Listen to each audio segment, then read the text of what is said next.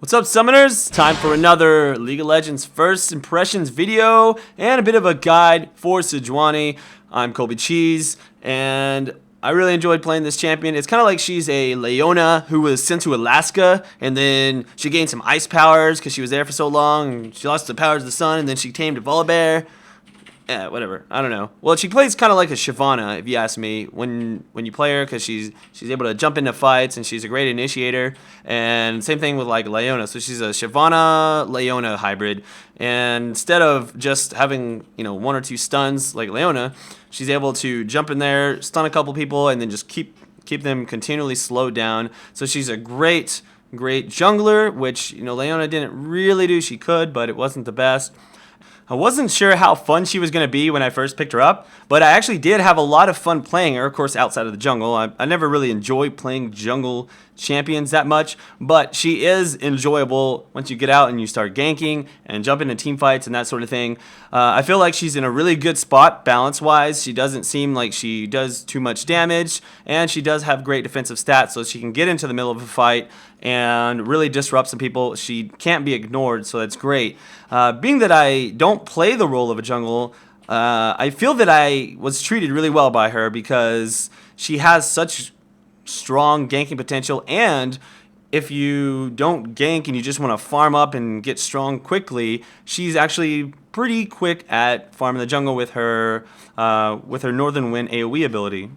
When you do gank on her, the range on her Arctic Assault is so ridiculous that it makes it really easy, and even if you don't kill someone, you can usually get them to pop their flash just because you are so scary. It's almost like you're a sub-Ramus or something, because you just jump out of there so fast, or like a Shaco. I mean, obviously you're not invisible, but get in there really quickly.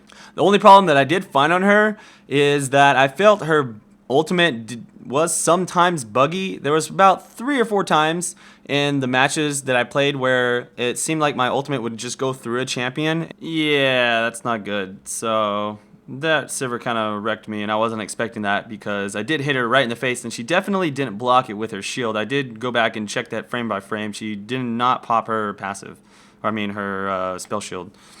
All of her abilities really have a nice synergy with each other, and it's kind of gratifying to use them together. It gives you the feeling that you have to use them properly, which is true. So I'll talk about that in a second. Let's go ahead and go into the way I like to jungle her. So I prefer to build her straight into Gulper 5 and then into a tanky support role initiator type setup. So I cannot do the standard Stonewall jungle path, but I've worked out a really nice one that will get you where you need to go at a pretty quick pace. And if you want to, you can go straight to 6, very nice, or you can jump out and gank at any time as well. So I'll show you how that works out. Pick up your regrowth pendant and a health potion first, and then go straight to the wolves. Have someone to help you out a little bit at the wolves and kill those down, and then if you can get some damage onto the blue, that's great. You want to have as much help as possible on those 2 buffs. You'll go to your wraiths and take the wraiths out, and then head down to the small golems, picking those up. Those are going to get you really low, but you will be able to take them out. Your skill order, by the way, is going to be Northern Winds first into Arctic Assault, and then another point into Northern Winds. Once you finish up with the small golems, go back to the base, and you'll pick up 5 health potions. Now, at this point, you have a little bit of options. You can look for a gank right away, probably not the best choice, or you can do what I do. If I'm farming it up, I'll go for the wolves, the wraiths, the red buff, and then to the small golems. That'll hit you at like level 4.5 or so if you do that entire portion. You can skip a few creeps if you choose to do so, and just pick up maybe the race and the red and then gank, and that should get you level 4 as well, I believe.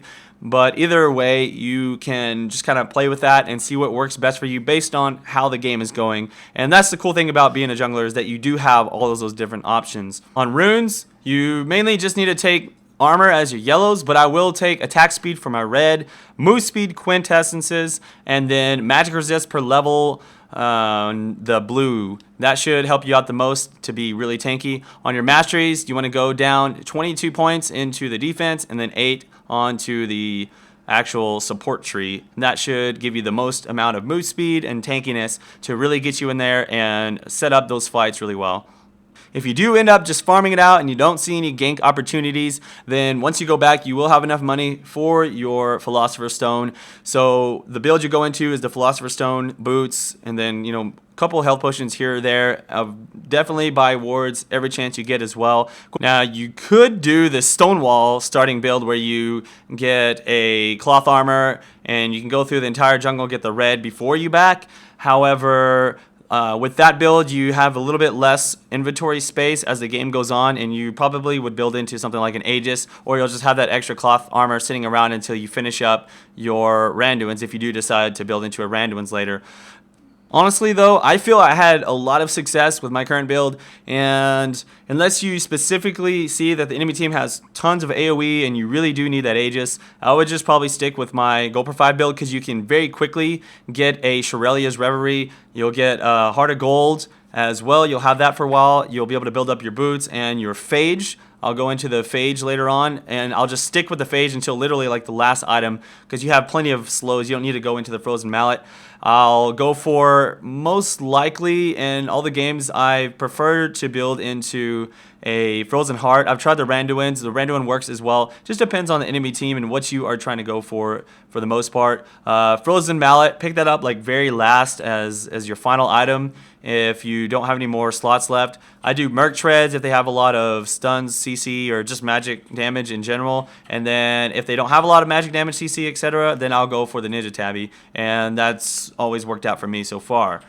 The cool thing about being a tank is that you really have a lot of chances to be creative with your builds, just due to the fact that if they have a lot of magic damage, then you pick up those magic resist items. For example, one game they had an Ashe and a Warwick, so I picked up a Sash so that I could cleanse out of, you know, an Ashe arrow or a Warwick ultimate, and that worked out really well for me. Some other games that wouldn't even be necessary at all. So just pay attention to what your enemies have and what your team needs and pick that up.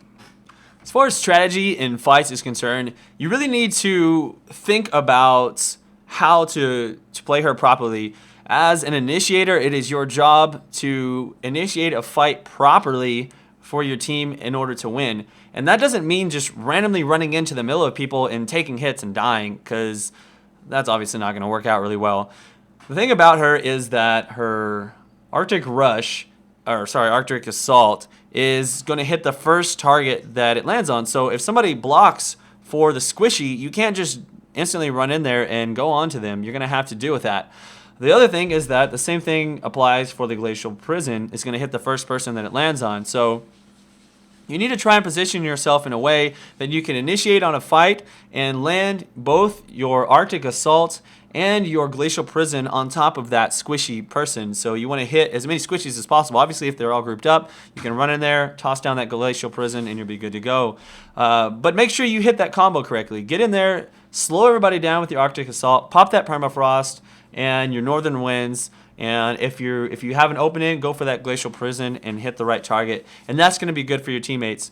A lot of times what I'll do is I'll hit that combo and they're all going to focus me, and then I'll try and run back out if I can, and then, you know, stay alive and then wait for your cooldowns to come back up, charge back in and finish some people off. That's kind of how I keep doing it whenever I was playing her, and it seems to work out for the most part. Other than that, I did a whole lot of roaming around. I did pick up an Oracles in almost every single game that I played on her, since she is quite tanky and you can slow people down and escape fairly well. It's not too hard to hold on to that Oracles for the most part and to clear out the enemy wards. So buy lots of wards. Try not to take up that 6th slot in your inventory. That way you can always have wards. You always want to continue buying rewards, especially since you do have that Gold per 5. It does help you. And the cool thing about her is that as you get a little bit higher level, she gets to the point to where you can literally just completely farm an entire minion wave down. You jump in with your Assault, do the Northern Winds and the Permafrost, and boom, everything just explodes instantly. So she can become quite a nice late game farmer in addition to those Gold per 5s, and you're going to have a lot of fun on her, I think. So pretty much overall, She's a fun champion, definitely worth buying. She's not underpowered or really overpowered. I think she is pretty strong though, great jungler right now, and I think you will see her in a lot of games as people, realize her potential and her strength and the fact that she can just completely slow people down so much. And she is, in my opinion, like one of the best initiators right now with, the great range on that Arctic Assault, in addition to her, her ultimate, the amount of damage from that alone, and plus the fact that it stuns for 2 seconds, which is one of the longest stuns in the game, and then 1 second for everyone around. I mean, overall, it's just really good stuff. In this clip right here, we were able to chase down the enemy team. I get frosted, in which I'm not the right target. I noticed that the Sivir is wide open, so I throw down mine, and she gets taken out very quickly by the Kinnan, and we're able to continue chasing the enemy team. Now I'm going to come around here and try and hit the Soraka with my charge, but unfortunately the Bran blocks me as well as hitting me with a stun, so I wasn't able to get a kill off there. Now Shyvana jumps in here, kind of a bad mistake on her part. Now I'm going to throw in the stun onto the Sivir. That is going to pick her up. We're going to be able to take the kill there. I actually grabbed that, and here comes Kinnan with his own Maelstrom ultimate, and he's going to be able to destroy the GA from the dragon. We're going to continue diving in here. What I decided to do is take that tower aggro, jumping into everybody, slowing them down, and then I flash out so that I don't die, and that ends up being an ace, none of us dying, and we're able to push that in really good. Now into the next game, I come down with our middle lane and come in for the gank. I noticed that the left, the Malphite is actually going to die without my assistance, so what I decided to do was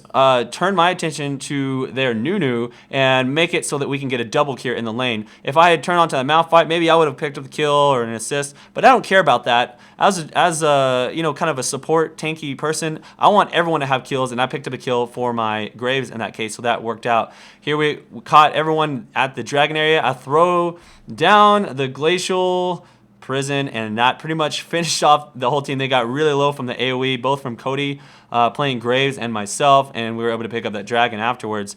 So yeah, good stuff, guys.